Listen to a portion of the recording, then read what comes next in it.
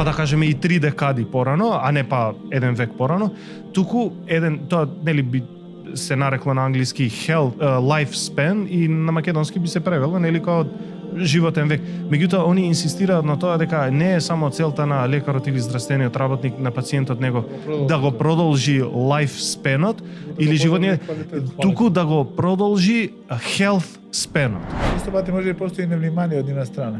Да, и дефинитивно тука сепак најголемиот фактор е и стоматологот.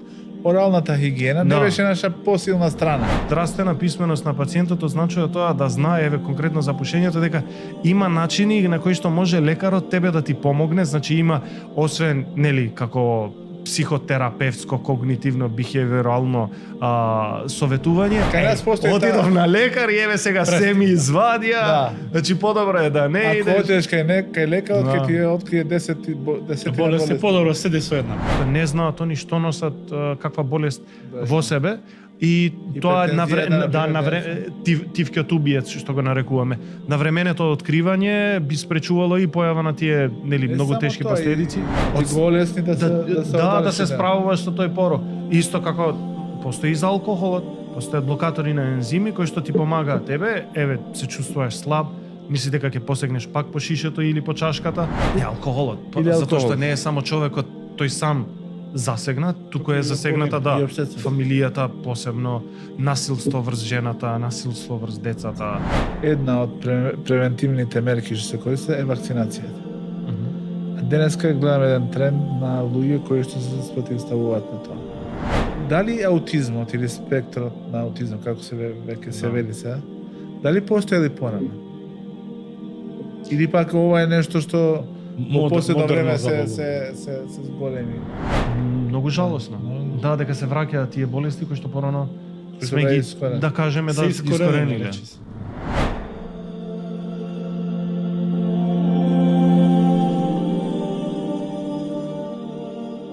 Бисмиллахир-рахманир-рахим. Во името на Аллах, семилосниот, милостивиот. Се наоѓа на почетокот на нова епизода на подкастот Диван.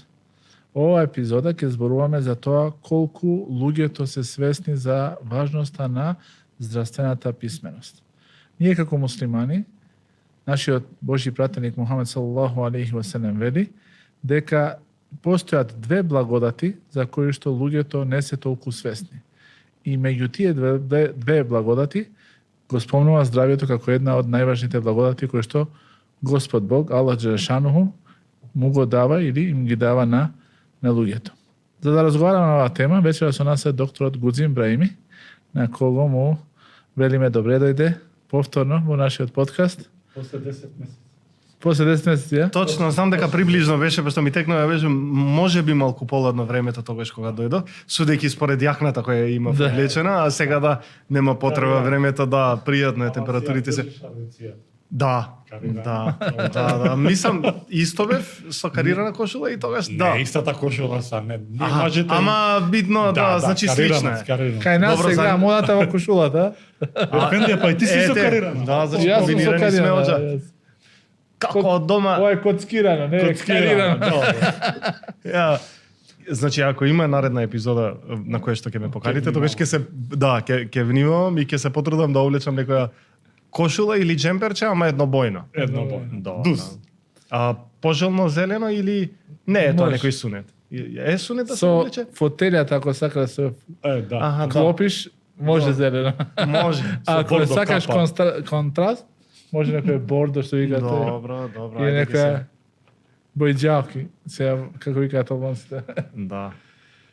Со нас вечера повторно е поштованиот Фатмир, а со Точка Ковачи, кој што ќе ни помогне во ова наша доктор по струка, инаку споредно моден стилист. Да. Според ова што го видовме од почетокот на епизодата, да, може да се каже и според неговиот имидж и изглед. Со неговиот аутлук, аутлук или аутфит. Аутлук значи како светогледиште, нешто така да би се превело на македонски, аутфит. Облеката што ја носи. Докторе, да почнеме со првото прашање. Што значи писменоста или здравствената писменост и зошто е таа важна за здравието на луѓето и за јавното здравје? Може и многумина од нашите гледачи не знаат да направат разлика помеѓу тоа што е персонално здравје и оно што смета за јавно здравје. Дали може да ни појасните околу ова? Ви благодарам многу на прашањето, Оџа. Значи, здравствена писменост е релативно нов концепт кој што е оформисан со цел да означува една состојба на свеста во која што пациентите не само што се способни да ги прифаќаат здравствените информации, обично нели соопштени од страна на нивниот лекар или друг здравствен работник, конкретно еве од стоматолог. Да, туку они треба да се способни, ако се здравствено писмени, да ги разберат информациите кои што им се пренесуваат на нив, да можат убаво и правилно да ги евалуираат тие истите и на крај, базирајќи се на тие информации, они да можат да донесат коректна одлука за нивното здравје и понатамошно лекување или па превенција и спречување на некоја на појавување на некоја болест. Од таа здравствена писменост е и превенцијата. Дефинитивно, значи здравствена писменост означува не само човек кога е болен или е диагностициран со некоја болест, да кажеме еве по карактер хронична, да знае како да се справува со нејзе, туку и човек кој што има на пример години како што велиме дека веќе влегува во доба кај што ризикот за појава на некои од хроничниве болести е зголемен, да знае како да се справи со тие ризик фактори ако ги поседува некој, да ги минимизира истите за да спречи појава на таа болест. Или па веќе кога се има појавено, нели, да знае како правилно да ја менаџира таа истата. Затоа што за хроничните болести, еве земејќи ја хипертензијата, земејќи го... Хронични болести се тие што се долготрајни, кои што... За кои што, нажалост, се уште медицината нема лек куративен, у смисла на да ги искорени целосно од телото, туку само има лекови кои што делуваат симптоматски, така да, значи ги менаџираат симптомите и спречуваат појава. Од нив, ама те следи до крајот на животот. Да. Нажалост, навистина, да, интерната медицина, иако има забележено нели значени и големи напредоци, ама во овој аспект, еве, на пример, нема некој лек кој што би ја нели искоренил појавената и диабетот или појавената хипертензија или хиперлипидемија и останати. Така да, овие се болести кои што ние го викаме, го намалуваат квалитетот на животот, меѓутоа со модерните откритија на медицината и фармакологијата го продолжуваат така животниот век. Или им го подобруваат. Да. Сакав да се надоврзам на тоа, дека на англиски веќе како дел од здравствената писменост, они се трудат, посебно нели американската школа, на нивните пациенти не само како цел да им го продолжат животниот век, што навистина животниот век сега просечно кај луѓето е далеку продолжен споредбено со, па да кажеме и 3 декади порано, а не па 1 век порано, туку тоа нели би се нарекло на англиски life span и на македонски би се превело нели како животен век. Меѓутоа они инсистираат на тоа дека не е само целта на лекарот или здравствениот работник на пациентот него да го продолжи life span-от или животниот, туку да го продолжи health span-от. Ете така, или па нели ние што го викаме да квалитетот на како да квалитет здравјето општо да. Например, никој не би сакал, например, ако еве вас се нуди некоја опција, не дај Боже, не би сакал тоа да дојде до тоа, меѓутоа еве да живеете до 80 години со тоа што од 70-та година од вашиот живот ќе имате преживеано нели мозочен удар и ќе бидете врзани за креветот или нема да можете да зборувате и да се движите. Тоа ли би го одбрале или никого да не го стави? Амин, иншалла, навистина, ала никого. Или па до 70 да живеете, ама до 70 вака цврсто да способен со полни плуќа што вика. Ето така да, со полна пара да се живее животот. Јавко што ви одбрал? Со полна пара до 80, ако може. Да, ако може, а може и двете, да, ако може да. Ако може и двете. Да, ако може и двете би било идеално. Докторе, кај нас во исламот, вредноста на здравјето е многу голема. Божиот пратеник Мухамед алейхи васелам вели дека на судниот ден една од работите за кои што ќе биде прашан човекот е здравјето на што го потроши, или на здравјето како го истроши, не знам дали е правилен збор. Ово зборува за тоа дека здравјето, дали е здравјето нешто што може да се истроши. Кај нас постои во литературата се користи таа фраза беше со трошно здравје. Значи беше со слабо здравје. Тоа е значењето на тоа. Дали дел таа здравствена писменост е луѓето да знаат како да го заштитат своето здравје, да овозможат подолготраен век на нивното здравје, пред да се соочат со тоа што според исламот е неизбежно, Аллаховата одредба, да се разболи од некоја болест која што е може и потешка болест, но дали од она што го гледаме денеска со пациентите, ти работиш во идната служба, дали може да забележи дека кај нив постои еден повисок степен на свесност за вредноста на здравјето и повисок степен на тоа дека треба да работиме на превенција на многу болести кои што може нема да не снајдат доколку се грижиме правилно за нашето здравје. Епа, ако ми се дозволи оđe, иако не сум јас социолог, нити па работам во јавното здравје тој сектор, мислам дека кај муслиманското население значајно пониска е нивото на здравствена писменост споредбено со немуслиманското население. Сега тоа на што се должи нормално на повеќе фактори, пониската сега сепак тоа си е реалност, степен на образование, по-лошите досега социоекономски услови во кои што сме живееле, лошите услови на живот кои што ни се нудени, нели, или па сме принудени да живееме од нив, во околината. Често пати може да постои невнимание од нивна страна. Да, и дефинитивно тука сепак најголемиот фактор е и стоматологот, оралната хигиена не беше наша посилна страна. Тоа мислам дека е неоспорно, така. Сега оралната хигиена е многу важна и за здравјето, за целокупното здравје. Да, севкупното здравје, така. И посебно нели муслиманите се одликуваат со тоа што они го практикуваат. А нивната религија тоа им го наредува. Божиот пратеник кога влегувал во неговиот дом, кога излегувал во неговиот дом, првата работа да ги исчисти забите. Забите со мисвак, да. Епа сега тоа е некој заборавен сунет кој што се надевам, гледам дека последно време си се враќа, деви гледам луѓе џами или на улица кои што ги чистат со мисвак забите и тоа е навистина за некој што не знае која е таа практика и за што служи, е многу убав повод дури и да се објасни нашата вера и позитивните аспекти да се изнакажат пред јавноста. А за степенот нели на здравствена писменост ние се трудиме да работиме на тоа како здравствени работници, конкретно јас како лекар.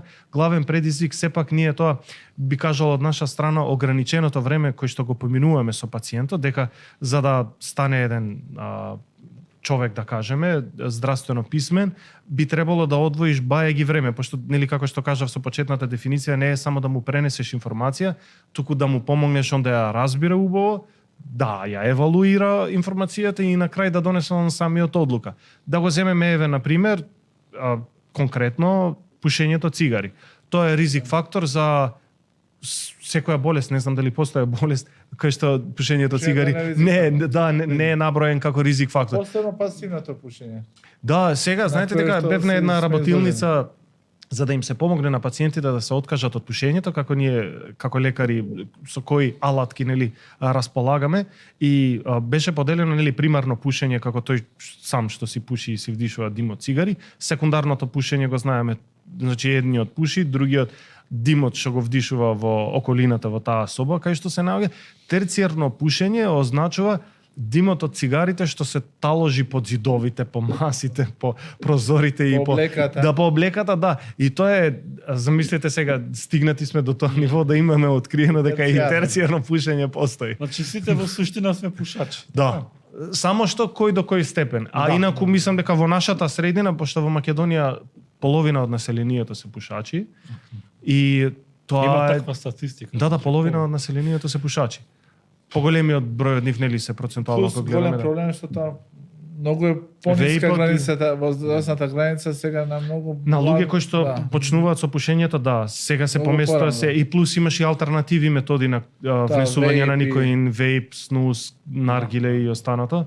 И пушењето ние како да кажеме вака на центар на сите наши напори како да влијаме врз популацијата, да се освести за нели несаканите ефекти и штетностите што ги предизвикува пушењето, меѓутоа и како да им помогнеме, пошто навистина здравствена писменост на пациентот означува тоа да знае еве конкретно за пушењето дека има начини на кои што може лекарот тебе да ти помогне, значи има освен нели како психотерапевтско, когнитивно, бихевиорално советување, постои и фармаколошка терапија која што може да се спроведе за да се помогне на тој што сака и се има одлучено да се откаже од пушењето. И те како таа помага, значи тој што се откажува со користење на правилна налепници никотински. Да, никотински, ете така да постојат фластерите, постојат никотинските.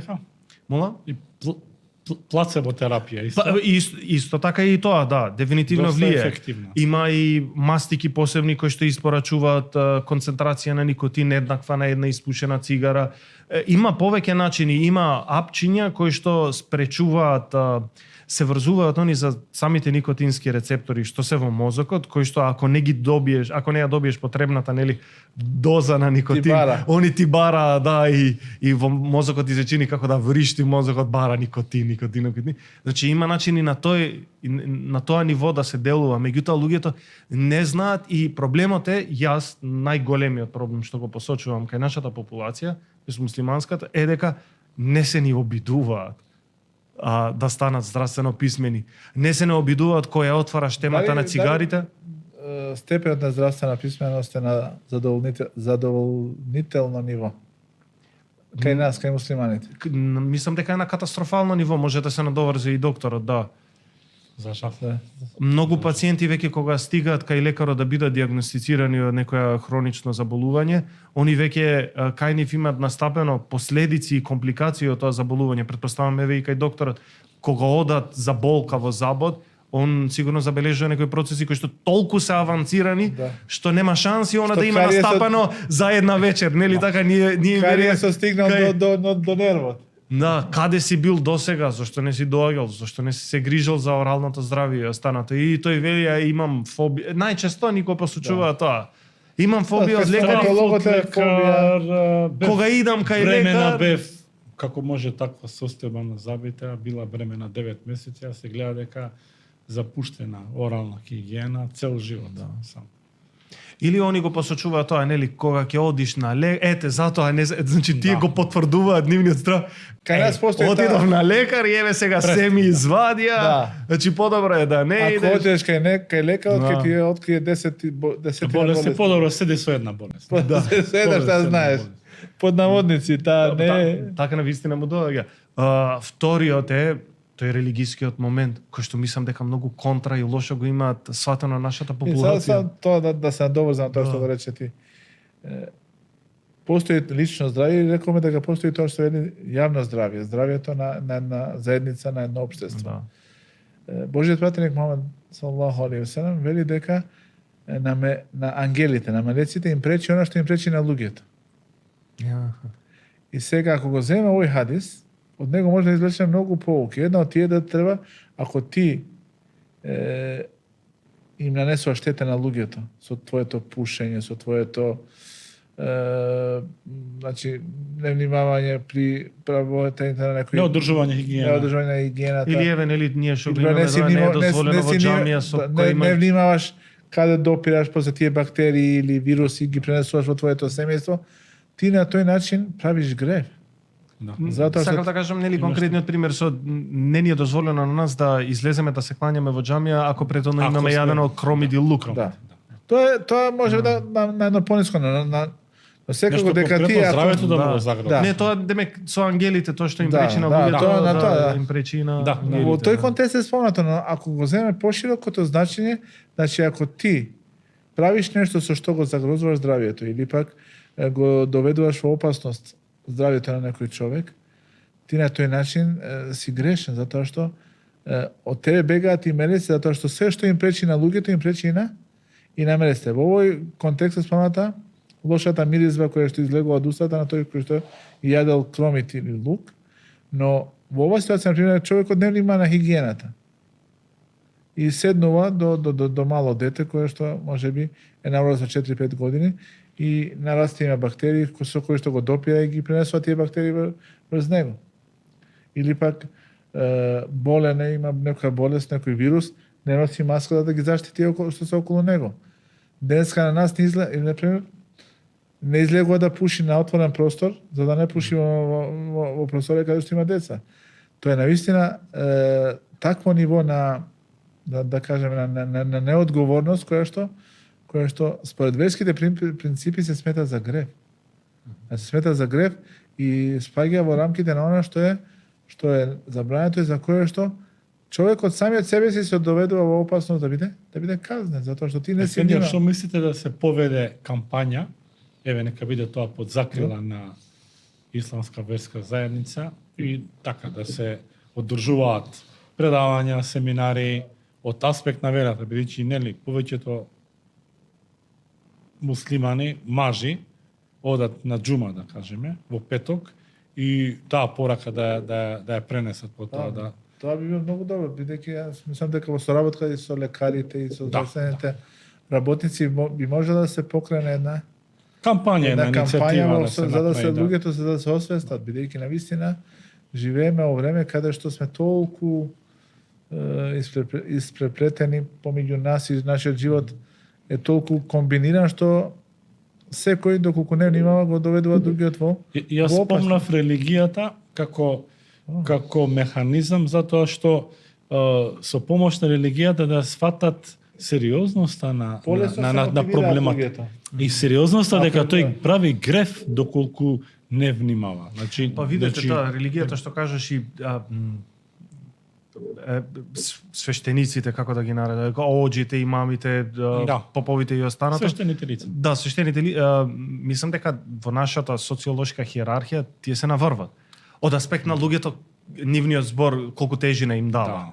Да, сепак ние сме нели многу религиозно општество. Се некој збор кој што го говорат или го кажуваат лекарите, да го подигнат на ниво за да го почитуваат пациенти, бидејќи често пати ние можеби тие го почитуваат нашиот говор и тоа што го говориме, но во ситуацијата кога е опрашање неговото здравје, зборот на еден лекар е многу поважен и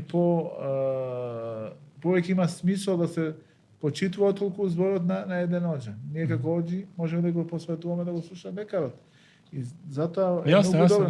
На меѓутоа оџата ако му дава авторитет на докторот, ако каже на пример дека еве овие студии конкретно пренесени како информација од страна на овој лекар, ни кажува дека ова е многу штетно и дека треба да се престане или па јас имав предлог еднаш до конкретно нашето муфтиство, зошто еве сега не знам дали е можно тоа да се изведе, па времето не е ни толку ладно, например пролет, лето, зошто да не се направат после џума, еве ќе одбереме некоја џамија со голем двор, некој од поголемите кои што се собираат голем број на луѓе. Да се мери притисок? Да се направат тие превентивни скрининг прегледи, мерење на притисок, мерење на ниво на шеќер, мерење на ниво на хемоглобин исто така може да се направи и тоа, значи ти зборувам за процедури кои што се лесно изводливи дури и на терен, а би биле животоспасувачки за некои луѓе затоа што има голем број од населението кои што не знаат они што носат каква болест во себе.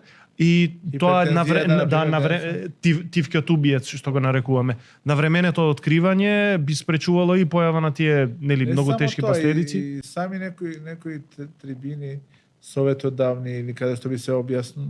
Например, многу луѓе можеби не знаат штетноста на пушењето. Кога би се направила некој предавање на кое што јасно би се објаснило кои се негативните последици од пушењето, секако дека тоа би влијаело луѓето се освестат и да.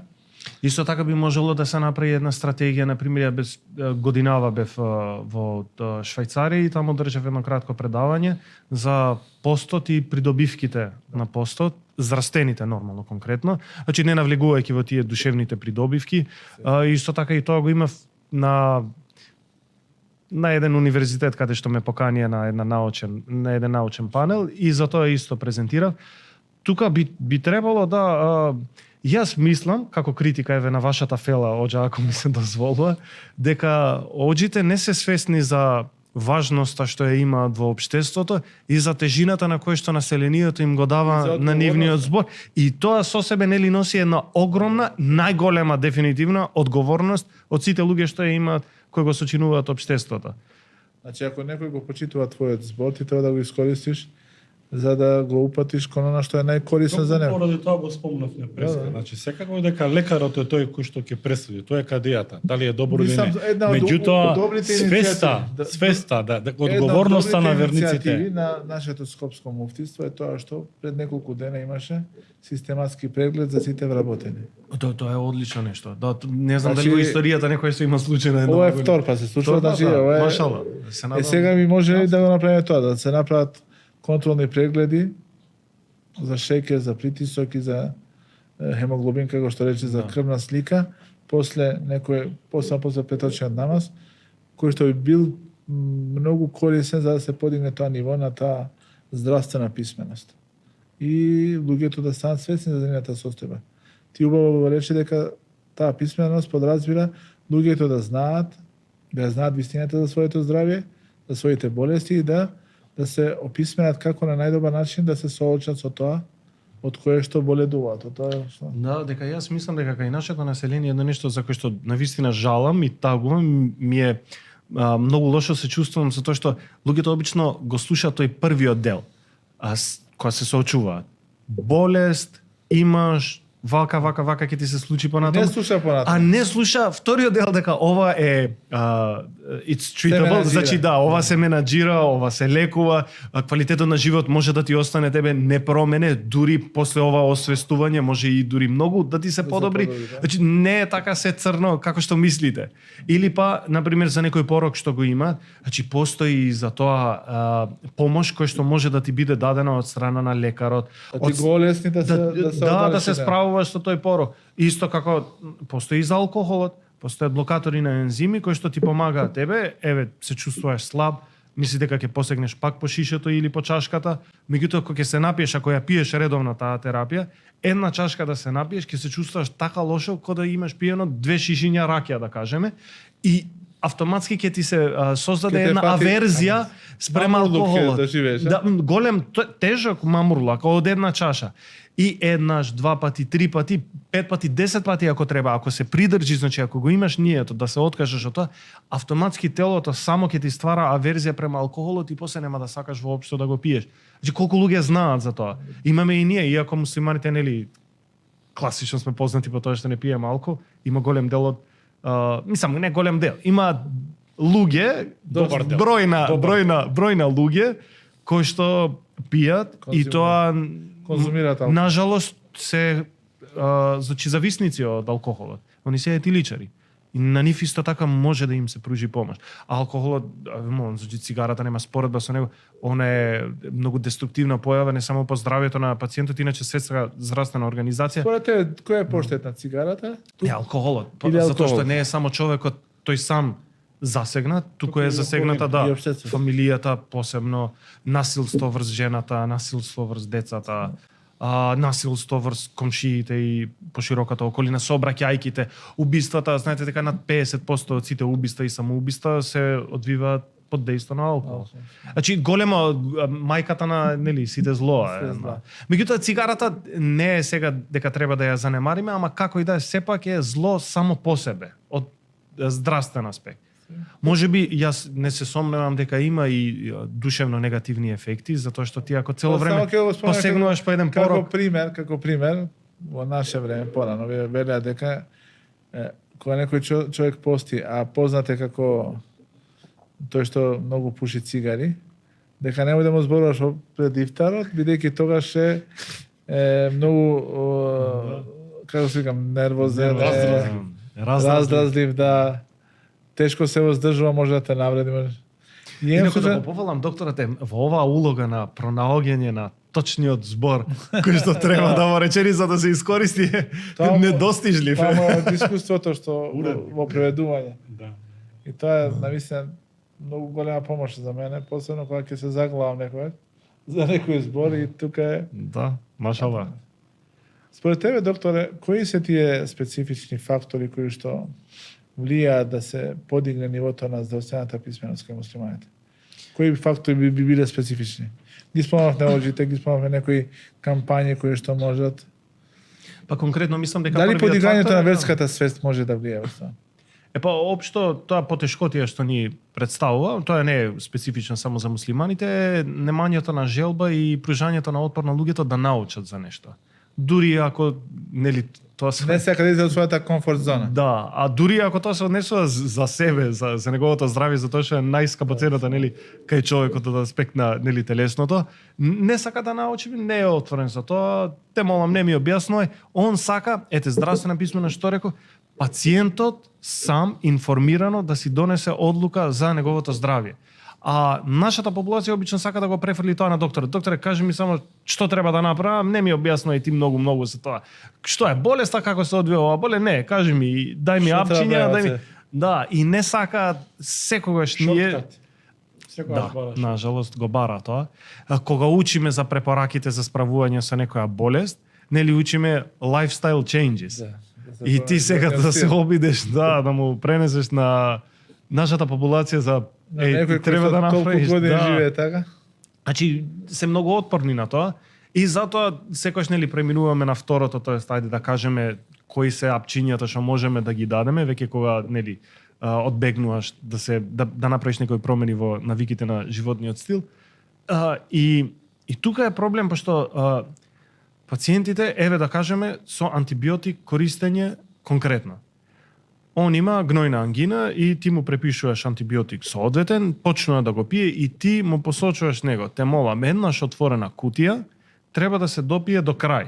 И те молам, значи дојди ми на контрола после испиената доза нели целосна на Да видиме. на апчињата и тој еден ден, вториот ден ќе биде подобар и после ќе престане да ги пие нели останатите кои што му се приближени. Да, он е подобар. Така создава Значи е резистентност. А не само што резистентност, он е недоизлечен и значи ќе помине еден месец, докторе пак не сум добро. И пак ќе треба да му дадеш и тоа е устари суштината како се одвива, како се развива таа бактериска резистентност кон антибиотиците. Значи не се целосно искоренети уште од самиот почеток на третирање на болеста. Подобро воопшто да не пиел антибиотик него што да го има започето тоа и за 2 дена да.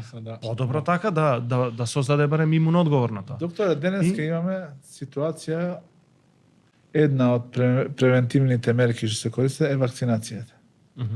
А денеска гледаме еден тренд на луѓе кои што се спротивставуваат на тоа. На вакцините, велејќи дека тие предизвикуваат аутизам и други нарушувања на психичкото здравје. Од твоето искуство, ти, како лекар, би препорачал луѓето да се вакцинираат или би препорачал да не се вакцинираат? Јас не работам, нели, што со ургентна медицина се бавам. Ти си таа терцијална, таа главна. И меѓутоа што можам да кажам, моето школување е тоа конвенционалното, нели, ова нели целата пропаганда сега што се врши против вакцинацијата и останато, тоа припаѓа на некоја друга школа, неконвенционална, алтернативна што ја велиме. Некои го викаат демек оформена, создадена од кројачи на теории на заговор. Нема да навлезам на вистина, не сум многу информиран за тоа. Јас си останувам на тоа што ми е пренесено од страна на моите професори, дека вакцините се можеби заедно со антибиотикот најголемите, најважните изуми во медицината општо човекот што ги има направено и тие се тие устари клучните што го имаат продолжено животниот век и квалитетот на животот на луѓето. До толку без тие искрено многу болести и еве сега ние забележуваме тоа што е неоспорно, дефинитивно неоспорно.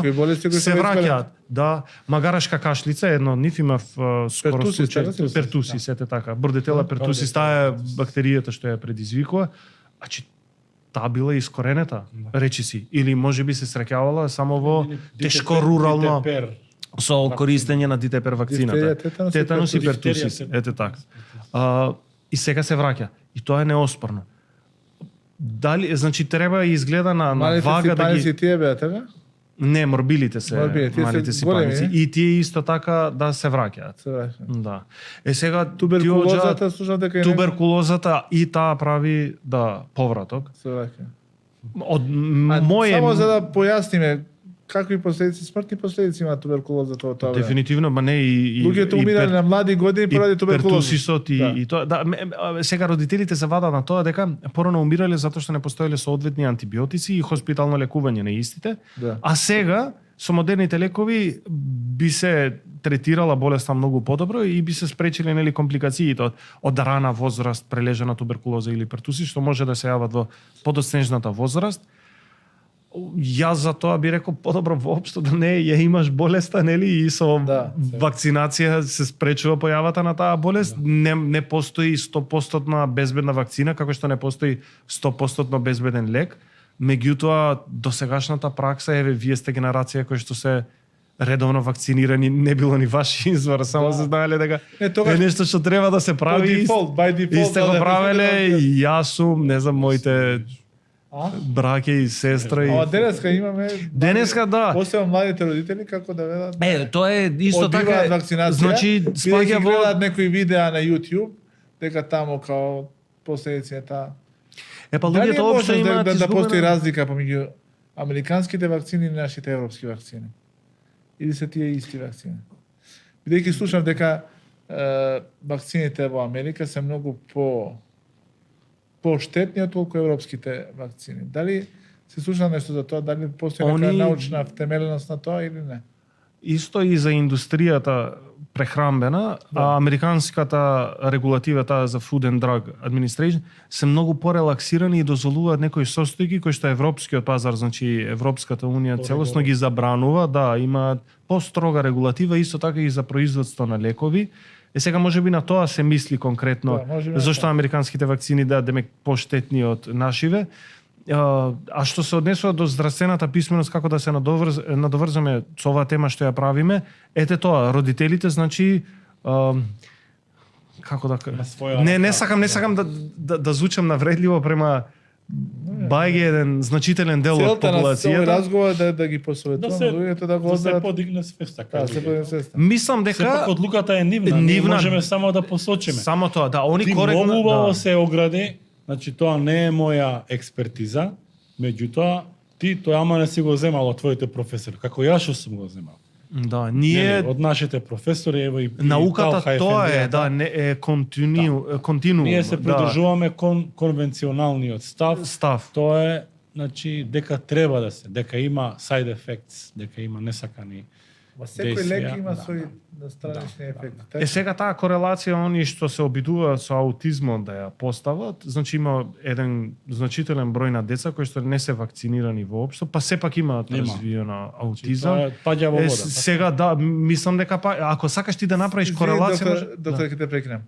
Дали аутизмот или спектрот на аутизам, како се веќе се вели сега, дали постои порано?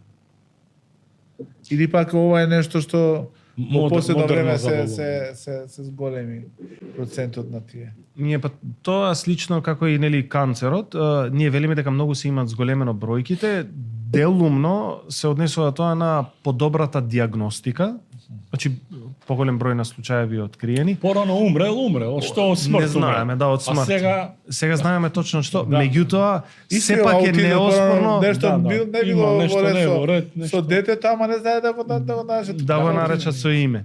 Меѓутоа мислам дека неоспорно дека има значителен пораст на број на деца кои што се засегнати. Јас работам во образованието, сега нема, може да кажеш, генерација да нема во таа генерација во едно училиште деца кои што имаат, кои се дел од спектрата, како што ги нарекуваат.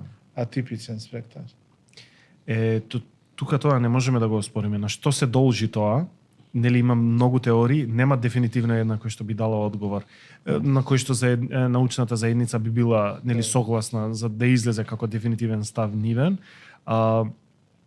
Меѓутоа научната заедница, поголемиот дел, се во консенсус дека нема каузација, врска помеѓу вакцините и појавата на аутизам. Каузална причина последица. Да, причинско-последична поврзаност да на тоа. Ама и тоа, да, многу добар пример, ево ова, родителите, значи они здравствено се описменуваат, читаат, собираат информации, се соочуваат со лекарот, им ги соопштуваат и тука се јавува една дискусија која што би требало да биде нели продуктивна и лекарот би требало да ги ислуша тие што работат во превентива, примарно здравство, да ги слушат родителите и заедно. И тоа е еден вид на здравствена писменост, затоа што тој за своето здравје се описменува. Да знаете дека овие луѓе, родителите што одбиваат да ги вакцинираат нивните деца, не се родители со низок степен на образование. Поголемиот дел од нив се најобразованите, ете така, да. Значи дека не може да каже за нив овие неписмениве, да, гледај не ги вакцинира децата пошто има слушното нешто од телевизија или па од YouTube на интернет што имаат споделено. Не, туку овие се луѓе кои што имаат истражувано на таа тема, најчесто како лаици. Поголемиот број од докторите се на став дека нели вакцините се колективно добро, да, и корисни за јавното здравје, се подобрување на јавното здравје една непроценлива алатка која што ја користат. Меѓутоа и тие треба да бидат соочени со таа реалност, самите родители, дека има последица за тоа. Кога ќе го видат нивното дете како се бори нели со магаришка кашлица, тоа заидување, тој глад за воздух, таа цианоза, тоа нели потемнување што го викаме, помодрување. Тоа е трогателно дека нема доволно кислород. Нема доволно кислород во тоа. Претпоставам дека би било за еден родител многу трогателна гледка и би ги истравматизирало. Сега тие родители би требало да комуницираат на другите дека јас ја направив таа одлука и ако сакаш и ти истото направи го, да знаеш дека може ова да му се случи на твоето дете. Или па ако заврши на респиратор како последица од мали сипаници, да знае дека и ова може да се случи. За родители кои што реши да не им ја дадат вакцината Дитепер на едно свое дете и следната година се разболела од таа магарешка кашлица и од пертусис. Многу жалосно. Да, дека се враќаат тие болести кои што порано сме ги, да кажеме, да искорениле. Докторе, дали психичката состојба на пациентите е поврзана со здравствената писменост? Сам да кажам дека како луѓето кои имаат повисок степен на здравствена писменост се соочуваат со тоа кога ќе им се соопшти вести за некоја тешка болест. Дали тоа влијае или пак можеби верувањето, религијата се тие кои што им овозможуваат полесно да се справат со тие.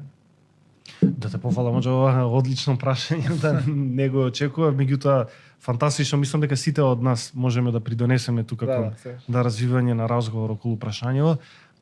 Влија и како конкретно еве пошто зборуваме кај здравствената писменост, конкретно за муслиманската популација, меѓутоа не и општо. Јас што имам забележано кај нашава популација е имаат нели нивниот психолошки профил најчесто е богат со религиозни убедувања. Меѓутоа тие се сваќаат кога станува збор поврзано со нивното здравје, многу погрешно од мој аспект, јас како што ги толкувам религиските учења во конформнели здравјето, многу мислам дека само деструктивно гледаат на тоа, многу фаталистички, кога ќе им биде соопштена веста дека они боледуваат од некоја болест и они ги креваат рацете, па ете, тоа не се борат воопшто. И тука е многу лошо затоа што имаат што они да направат, нели најчесто ги ја обвинуваат Аллаховата предодредба дека еве да се се мене ми се случува и остана леле каква судбина сум имал и останато. Значи ги имаш овие на едниот крај од спектрумот луѓе кои што многу меланхолично ги прифаќаат вестите кога ќе им соопшти за некоја болест од кој што нели они се афликтирани, а од другиот крај на спектрумот ги имаш луѓето кои што да истото и они го кажуваат. Се што од Аллах доаѓа, ние можеме само да го прифатиме и не кажуваме освен тоа што нели го задоволува Аллах субханаху ва таала.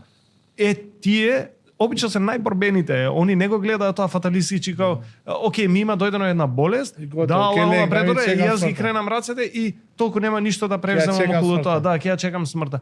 Не, туку тие активно се борат, бараат лек, ја комуницираат болеста со другите луѓе. Мислам дека тоа е еден од клучните елементи за подобрување на исходот од болеста. И закривањето на тоа, на куражот. писменост, многу. И за кревањето на здравствена писменост, да, дефинитивно, меѓутоа и за подигање на самиот кураж на човекот што е болен, да ќе разговара и ќе најде некој кој што имал слично искуство. Да и да нели кој што рекол Насредин Оџа, само тој што има падната од крушел може да ме посети мене. И тој си наоѓа еден таков човек и така си прават они една мини заедница, да кажеме, го шират зборот, се бодрат меѓусебно. И дали дел од современата медицина да постојат и психотерапевти во секоја клиника, посебно тие клиники каде што се луѓето болни од тешки болести? Да. Дека ја имам видено ситуација каде што му соопштуваат дека има тешка болест и потоа го прашуваат дали сакате да ви донесеме некој со кој ќе поразговарате, кој што ќе ви... Има, да. И клиниката наша за психијатрија, меѓутоа има и некои клиники кои што имаат ангажирано психолози, значи кои што вршат психотерапевтски активности во нивната ординација, е најчесто тоа клиниката за онкологија и радиотерапија, затоа што нели тие се пациенти кои што се соочуваат со, мислам дека по консенсус најтешката болест која што човекот може да ја има, се уште да, за која што нажалост не постои. Руската вакцина што е дека за кратко ќе се... Да, па се надеваме сега и јас исто во исчекување како и вас за нели најновото откритие што ќе ја приреди медицината во борбата против ракот. Некоја година 2030 или 2029 ќе биде донесена во Србија. Србија ќе биде првата европска земја која што ќе добие таа руска вакцина за рак. Ракот е толку сложена болест, толку мултифакториелна, што една вакцина универзална против рак тешко дека може да се развие. Меѓутоа да се надеваме сепак нели нашето останува. Сега тие што имаат луѓе длабоки религиски убедувања, тие навистина многу позитивно се соочуваат и многу ти даваат и тебе, нели мене како колега ми го подигаат именот кога гледам они како се справуваат со болеста што ја имаат. Нели они можеби се во терминален стадиум, они знаат, се целосно свесни дека не постои веќе лек за нив и дека они нели со брзи чекорат кон смртта, меѓутоа не се растажуваат, не ги плаши, нити стравуваат од тоа што ги чека, туку уште од самото нели детство и после во младите години они имаат култивирано религиски убедувања и исламски кои што нели сите нас не учат дека смртта е многу близо до секој од нас и дека треба постојано да мислиме за тоа, да, одвратниот дамар, да, од југуларната вена. Да, поблиску од југуларната вена. Дека треба секој ден да мислиме за нашата смртност, ама не тоа да не доведе до парализа и ништо сега да не направиме или па во депресија, до песимизам, до нихилизам, туку да знаеме дека пошто сме со ограничено време на овој свет, што е нашата мисија, зашто уствари постоеме? Обиди се да го поправиш квалитет на твоето на живење, така користи го времето. Бидејќи ако се предадеш, ако те обземе депресија и та значи чувство на безнадежност, секој дека твојот живот нема да биде квалитетен. Ти можеби ќе живееш, ќе дишеш. Меѓутоа да, ќе ти работи срцето, ама животот нема да непродуктивен. За оваа баш мислам дека е еден од нели најпопуларните што ги знаеме хадиси на нашиот пејгамбер салаллаху алейхи ве селеме, дури ако значи се одвива судниот ден и ти гледаш дека готова апокалипсата настапува, ако имаш расатник во раката, значи фидан да засади го. Што се мисли дека да, секој од нас што се вели треба да се предаваме до крајниот до последниот зив. Мене еден момент што ми се допаѓа, знаеш, и фамилијата тука е засегната со болеста на едниот член, што викаме ние народно, еден човек болен у куќата, цела куќа да, дека се болни. Фамилијата која ќе им биде соопштена дека нели нивниот близок член боледува од терминална болест, дали срцева слабост, дали респираторна слабост, дали рак. И кој ќе им кажеш дека да, многу жал, меѓутоа он е во терминален стадиум, за кој што нема многу што да се направи од наша страна со кој што би можеле ние да му помогнеме, а лек дефинитивно нема. И кога ќе кажат, тоа е само човек што има висока религиозна свест, докторе, сите идеме по тој пат. Крајната дестинација на целото човештво е идентична. Меѓутоа, нив им е знаат за состојбата на нивниот близок, туку они бараат што можеме ние како фамилија, значи они бараат здравствено да се описмена. што можат они да направат, што може тој болниот да направи и што можеме ние лекарите да придонесеме за квалитетот на животот биде крена до последниот здив, да може што нели подобро човек да преживее. Овие терминални болести се често пати поврзани со завршетокот на животот, со смрт. Нели самиот ние како медици знаеме дека тој момент ќе дојде, порано или подоцна, и дека уште од моментот кога сме били во утробите на нашите мајки веќе било одредено колку ќе живееме. И тука нема што може да се промени од аспект на квантитет. Како пациентите во ова наша убава Република Македонија се соочуваат со смртта? Кога знаат дека смртта им е блиску, некое твое искуство, кое што би можело да ни помогне да ги потикнеме луѓето да се подготвуваат за тој момент, затоа што целиот живот на еден велик на овој свет е еден вид на подготовка за тој момент. Моментот на преселба од еден свет на другиот свет, на идниот свет. Ова прашање што ми го постави сега ме потсети еден муабет, скоро имавме со еден колега од работа, кој што ме потсети на еден случај ова, значи пред короната, значи има 5-6 години има скоро, каде што ние бевме отидени на една интервенција и тоа ми текнува баш каде на Серава, малото населбата што е. И бевме повикани заради некои необјасниви симптоми од страна на фамилијата преку телефон, меѓутоа овие наши доктори што работат на диспечерскиот центар, кои имаат слушнато како дише самиот пациент, имаат утврдено дека ова е некој вид на агонално дишење, сериозно загрижувачка и затоа добро е да се отиде, меѓутоа фамилијата нели во тие моменти не знаеле убаво да кажат, сепак да работа на нашите диспечери и да знаат да проценат убаво и во такви ситуации. Добро, и ние пристигнавме на местото и таму се погоди еден мој познаник. И го прашав, пошто беа албанци, комунициравме на албански, и го прашав зашто се работи и тој ми кажа дека се работи за татко ми, дека тој бил болен, меѓутоа не до толку, а сега еве запатнал као во некоја состојба на безсознание, бил облеан со ладна пот, пребледел нагло и дека дишел многу тешко. И добро, и ние пристапивме, значи влеговме во куќата, го видовме пациент, навистина така како што кажам, облеан со ладна пот, дише многу забрзано, дише многу плитко, дише со абдоминално напрегање, и е западнато во не е кома, туку сомнолентна сопорозна состојба, така има намалување на нивото на свеста. И он не реагираше на никакви дразби вербални.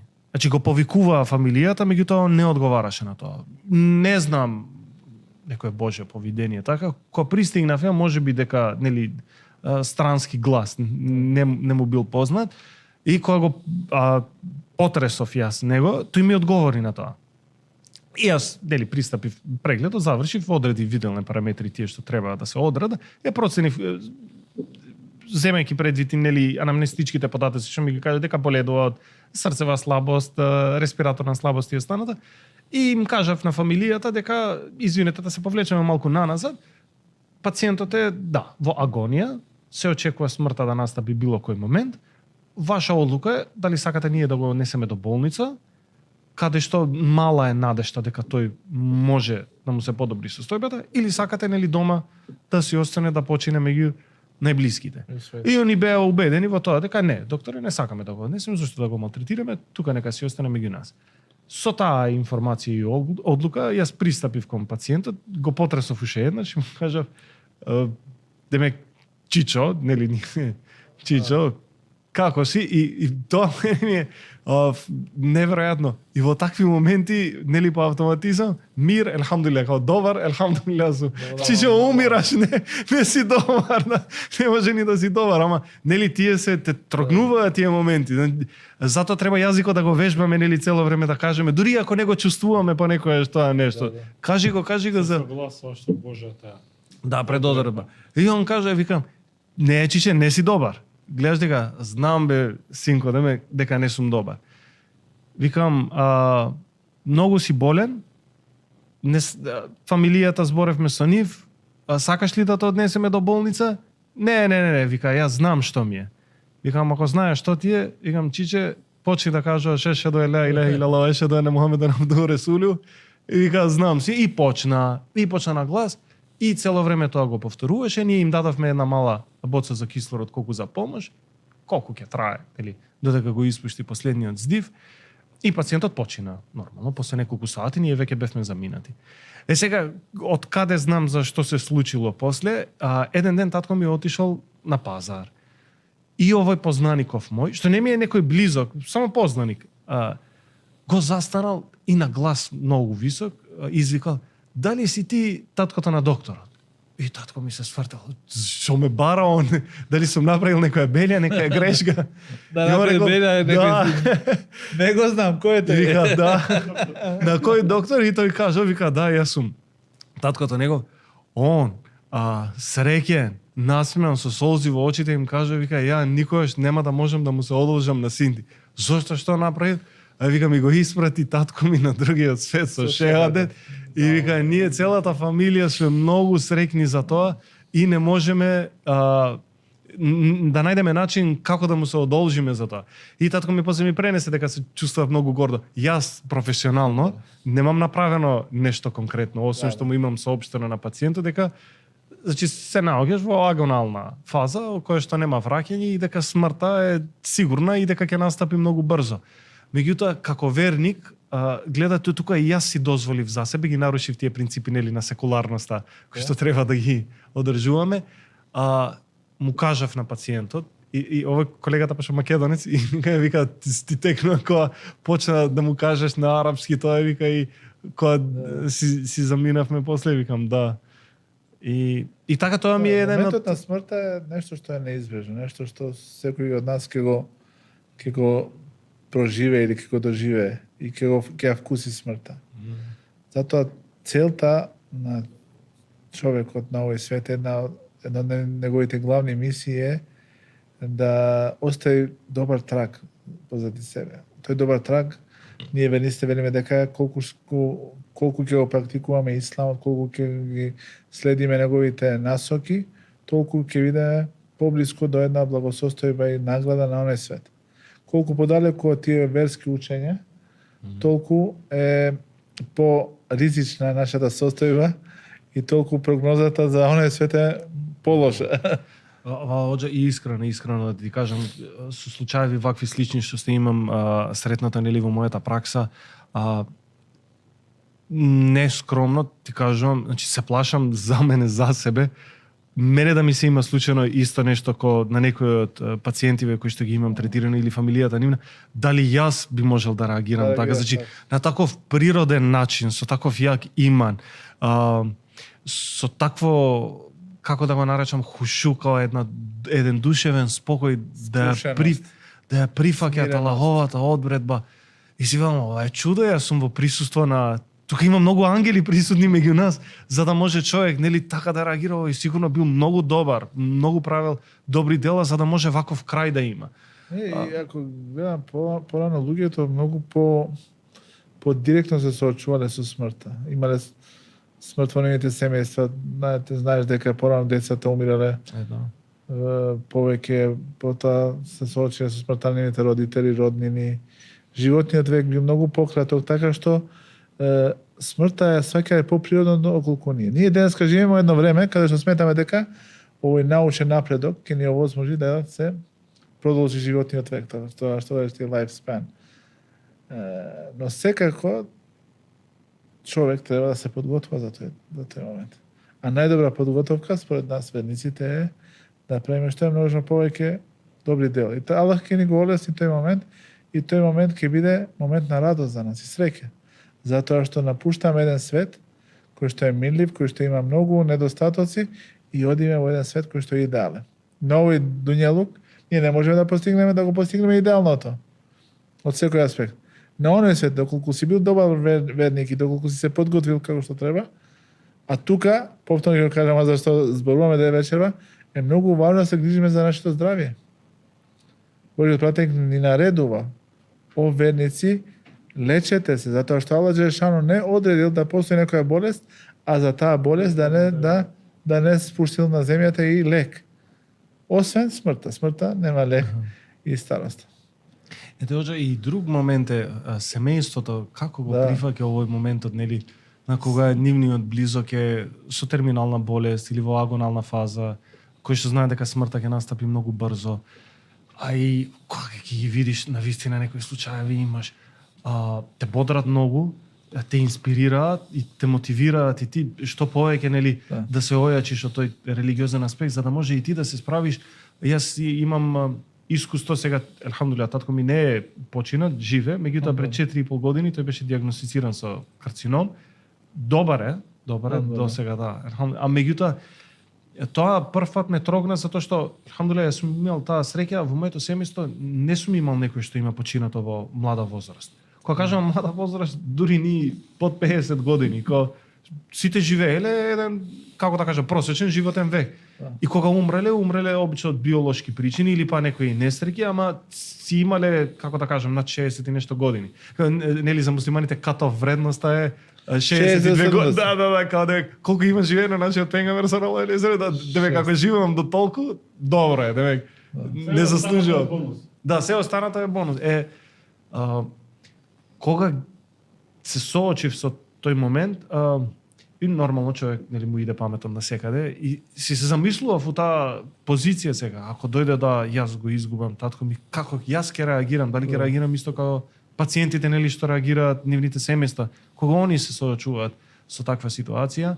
И се надевам, иншалла, мислам тоа момент да се продолжи што подолго дур да дојде, меѓутоа да бидам во таква состојба да можам и јас така цврсто да реагирам. Аллах џешано помага на луѓето, посебно на верниците во таа ситуација им го олеснува и ги прави цврсти за да се соочат со тој момент. Ето тоа е еден од ретките моменти, еве да кажам конкретно кај албанската популација, кој што навистина ме прави горд, што не можам да кажам дека има многу работи кои што ги прават нашите.